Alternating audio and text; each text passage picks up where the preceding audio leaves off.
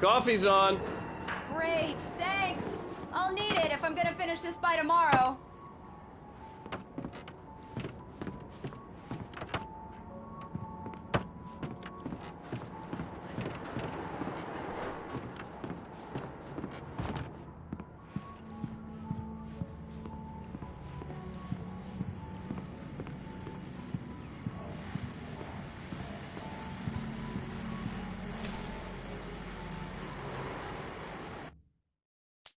This was a late goodbye.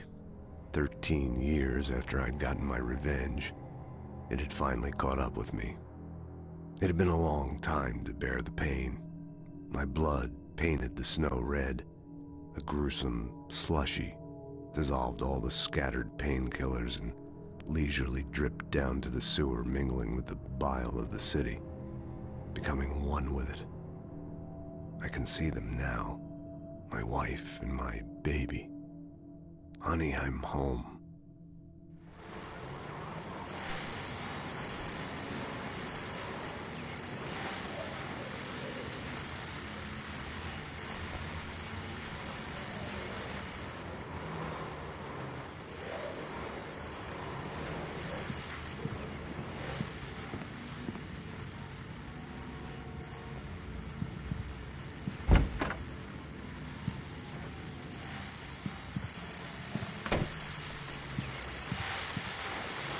The continuing freezing rain and heavy snowfall have necessitated a winter storm warning in the entire tri-state area.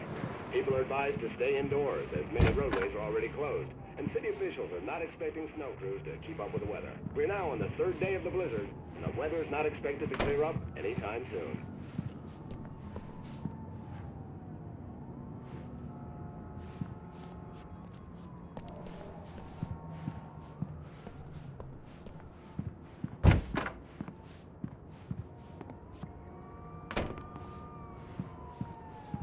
Oh, hey, I just finished those cover mock-ups. They're on your desk. Tell me what you think. No kidding. I didn't think you'd get them done this quickly. On occasion, I can perform all sorts of miracles, my dear. Oh, really? Well, you seemed to think so last night.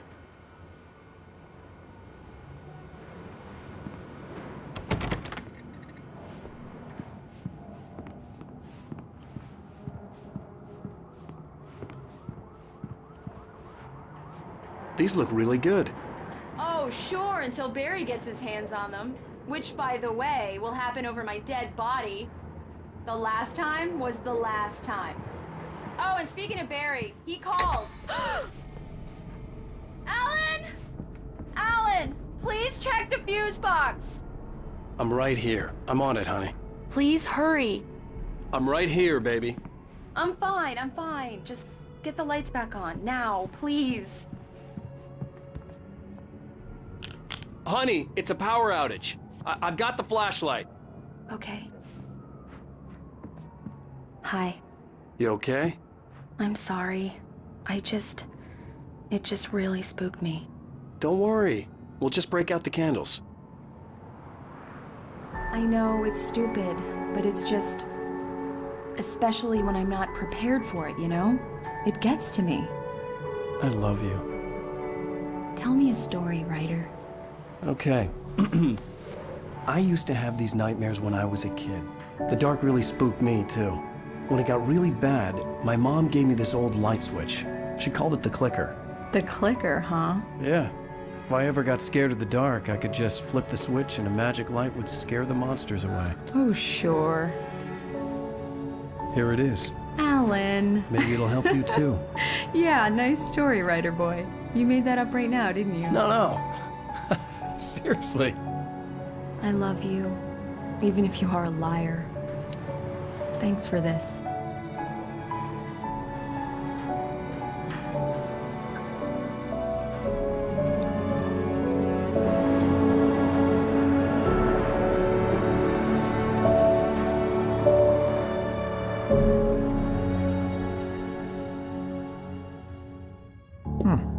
How do you feel, Mr. Wake? Any nausea, disorientation, anything like that? Mr. Wake, how are you feeling? I'm okay. My head's fine. I had to lie about my headache and memory loss. He'd send me to a hospital for tests. I couldn't leave without Alice. Very well. I don't think you have a concussion, but you've obviously been through quite a shock. You should take it easy for a couple of days. Thanks. Well then, Mr. Wake, we're done here. If the pain gets any worse or you experience any other symptoms, you should come see me. I'll let you get on with it then. Sarah, Sheriff Breaker, is waiting for you. She's very good at her job. I'm sure she can locate your wife in no time. Doc Nelson was the image of a small-town doctor. Sheriff Breaker had called him to the station to take a look at the cut in my head.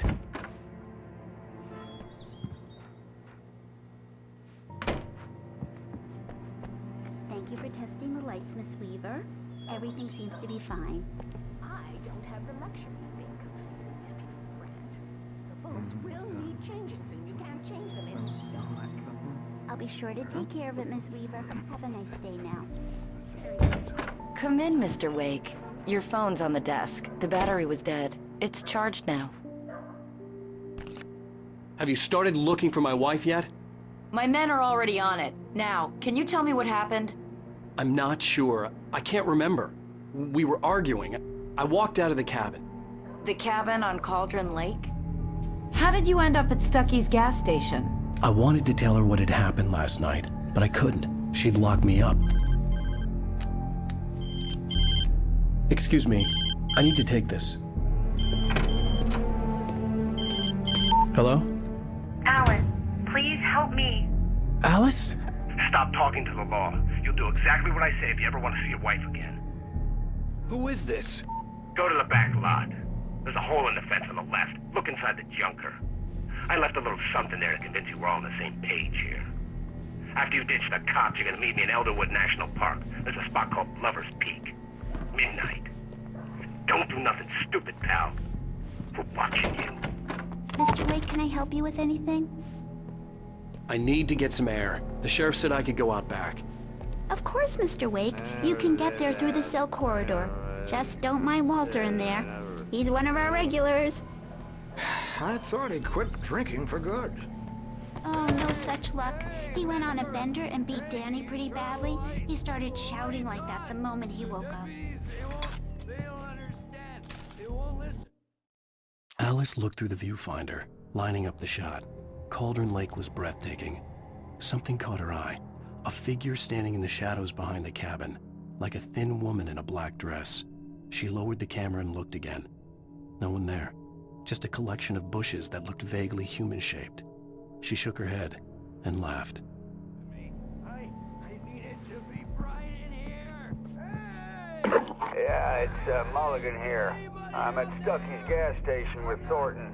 There's no sign of him. Over. Wait. Yeah, this is Thornton. Look, we've located the brake float. It's here. That's some good news, right? Stucky was supposed to be driving it at the rehearsal today. Over. Oh, give me that. Mulligan here. Looks like someone really trashed the garage. Over. Okay, right on that, guys. Hey, you! Can you help me? Can you turn the lights on?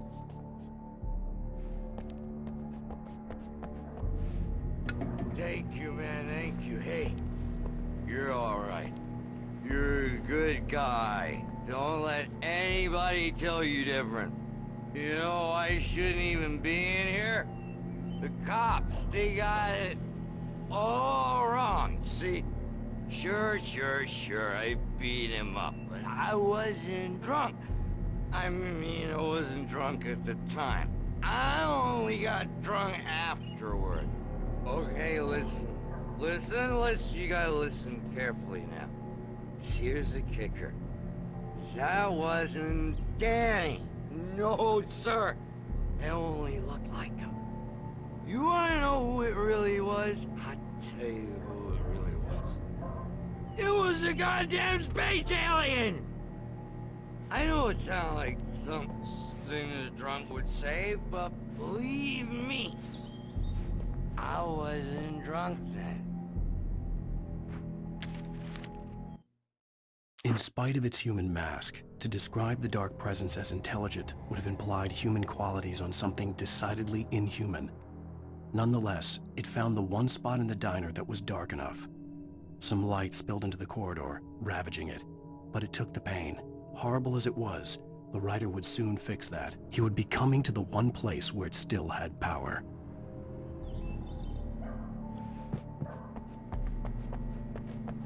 The early morning light hurt my eyes and made my head ache. The man on the phone had said, "Go through the fence on the left."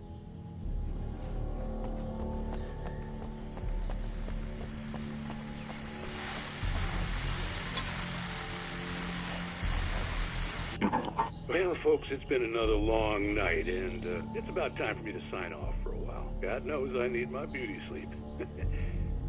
Just one more item before I go. It's been a busy night for the Sheriff's Department. We've had a few broken windows, even a report of shots fired on Main Street. Deputies Mulligan and Thornton had to deal with two intoxicated young men who were celebrating the completion of their Deer Fest float. Now, folks, we get this every year. I know it's exciting that the big day's almost here, but let's save it for the party and leave the gunplay for the shooting competition.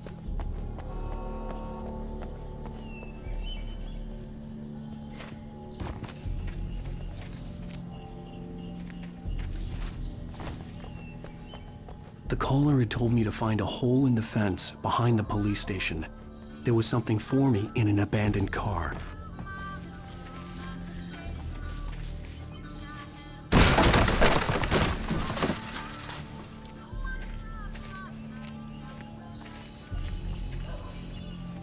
Alice's driver's license had been placed on the front seat. The caller meant business.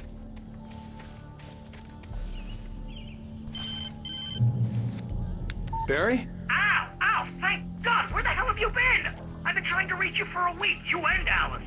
I've been worried sick. I flew out yesterday. I'm here in Bright Falls. Barry, listen to me.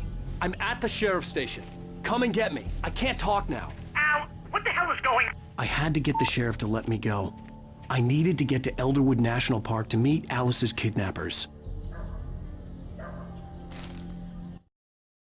The kidnapper fired his gun one last time, and the shadow vanished into the darkness it had come from. See? Nothing to it, Wake.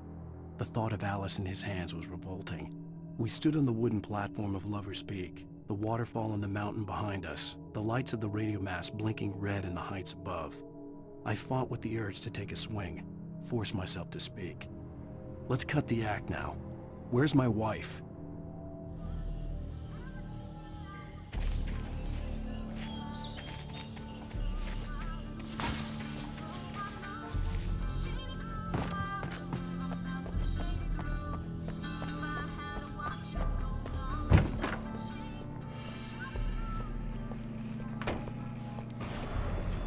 A writer is a light that reveals the world of his story from darkness, shapes it from nothingness. The way a sculptor carves a statue from a block of granite. If I stop, the world I'm making dies. Darkness will reclaim it. It's a long, hard journey into the dark. Alice's life is at stake, but I can't think about that, or I'll lose it.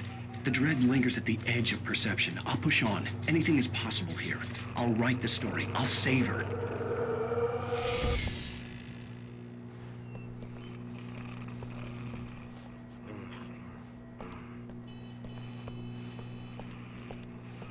Marvelous, Sarah.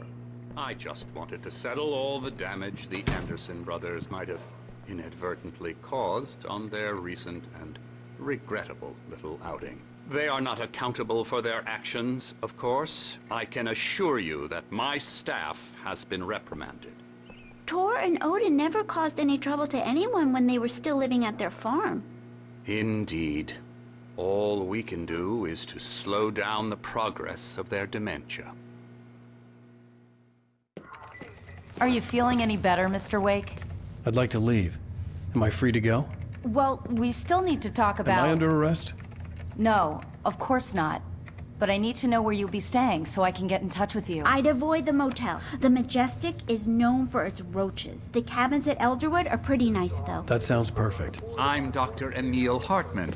I'd like to invite you to stay at Cauldron Lake Lodge. Did you talk to my wife? I had the pleasure of discussing your situation with her on several occasions. Did you set something up with her? I invited her here. My clinic is a place where... Oh, hey! Oh, my! Take it easy.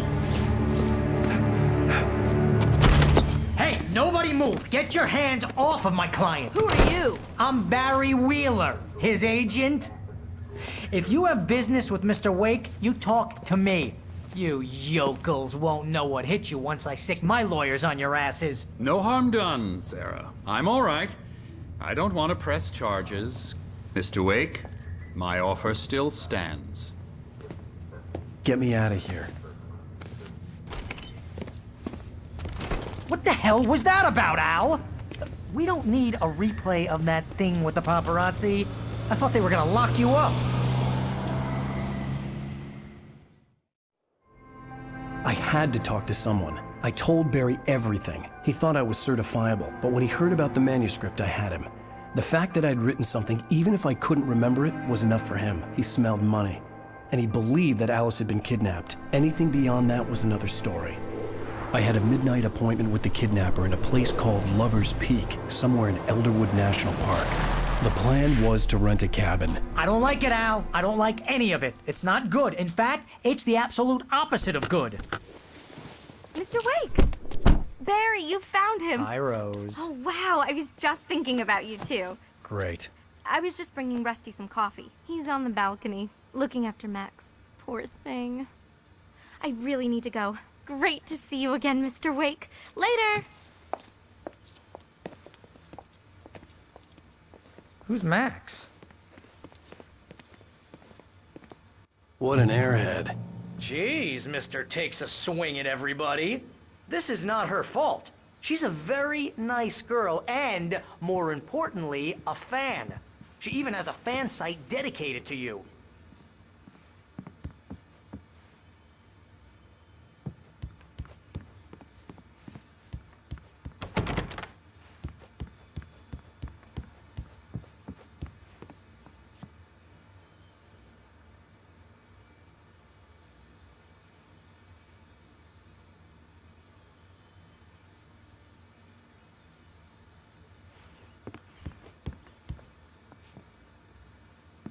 Seriously, Al, what you were saying in the car?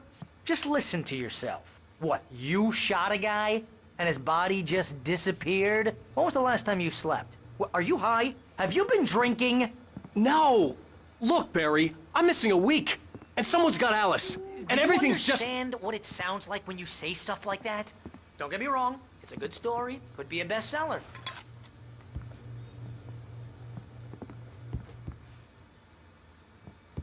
But when you start confusing fiction with reality, you're buying yourself a ticket to the funny farm. All right, wait here.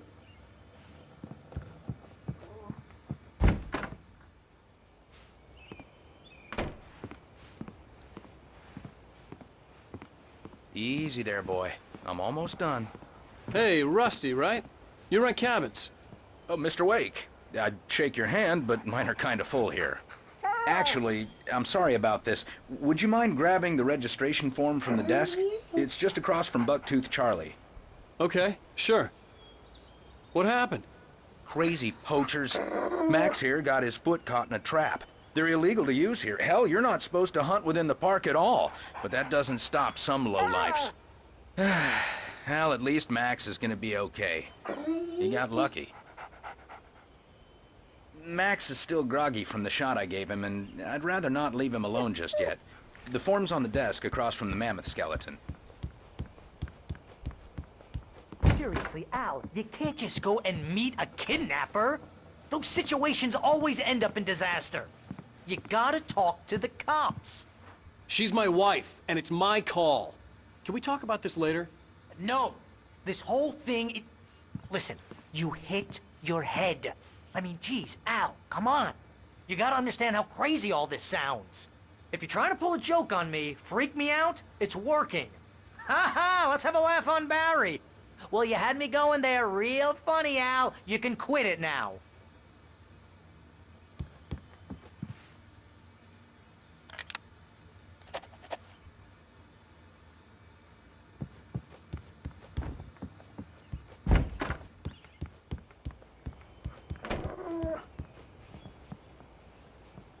I think this is the form you wanted.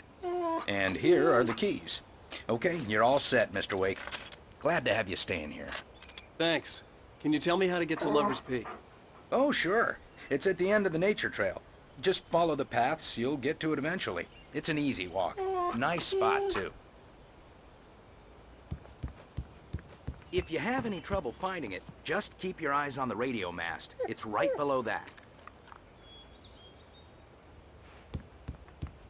Look, Al, you're asking me to believe that you shot a dude who went poof into thin air, a guy who was bulletproof until you pointed a flashlight at him. You hear that from people who end up spending time in padded rooms, strapped to their beds, wearing white shirts with too long tangled up sleeves, and eating a healthy diet of pills. Al, you make cruel jokes about people who believe that kind of stuff. You're the skeptic. You gave me an hour-long lecture on homeopathy last month. What was it? If there's no proof, it's pure bullshit. Period. Guess the laugh's on me then. Al, come on! I mean, okay. Okay, maybe something weird happened to you, okay? Well, thanks for the heartfelt vote of confidence. All I'm saying is you gotta throw me a bone here, bestseller. What would you think if it was me? There's no way you should be going out at midnight with a gun. No one asked you to come here, Barry. Either work with me on